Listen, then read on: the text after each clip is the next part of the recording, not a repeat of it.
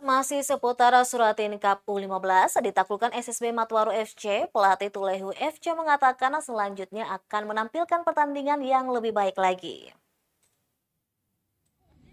Meski kalah melawan SSB Matwaru Tulehu pada laga Suratin U15 memperebutkan Piala Wali Kota Ambon, pelatih Tulehu FC Angga Fardiansyah pastikan bakal memberikan terbaik di pertandingan selanjutnya.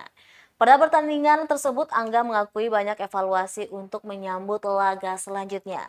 Harapan untuk anak-anak tim Tulehu FC oleh sang pelatih agar selalu optimis. Adapun perolehan skor akhir melawan SSB Matwaru Tulehu 3-2 menjadi kekalahan yang penuh perlawanan dari adik-adik Tulehu FC.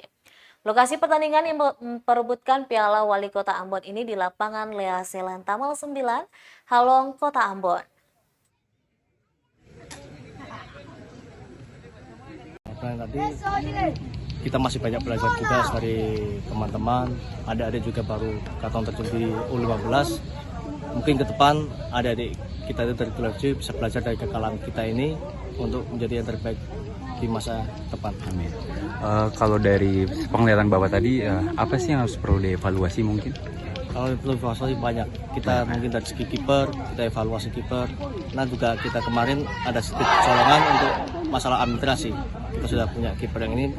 Secara ini kekalahan ini non teknis saja. Mungkin kita tim sudah bisa kita strategi latihan kita sudah terapkan, tapi dari latihan kita mau main seperti ini saja. Oke, mungkin ada harapan buat anak-anaknya ke depan? Ya, harapannya lupakan kekalahan hari ini, sore ini mungkin selanjutnya lawan Wasarinsa kita bisa mencuri poin lagi. Oke, terima kasih banyak Pak.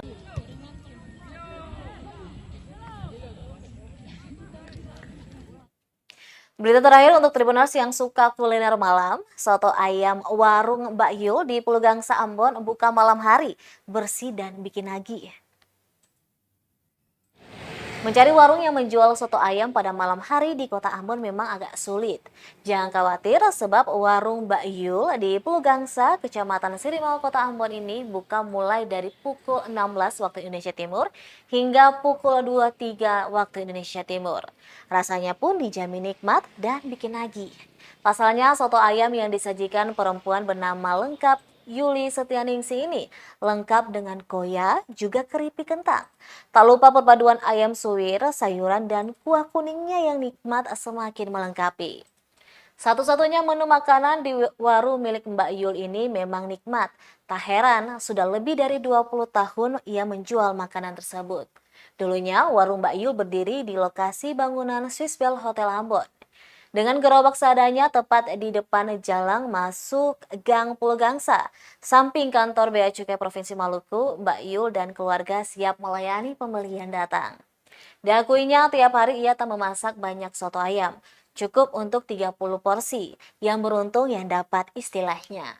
Tapi di hari tertentu, bila kedatangan tamu penting yang menginap di Swiss Bell Hotel Ambon, maka ia akan memasak lebih banyak.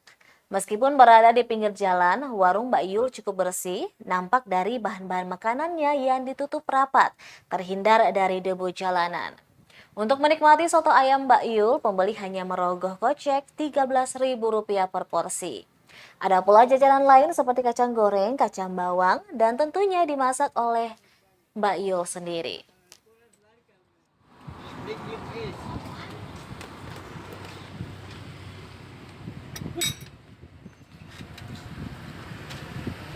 Ini cari ini cek.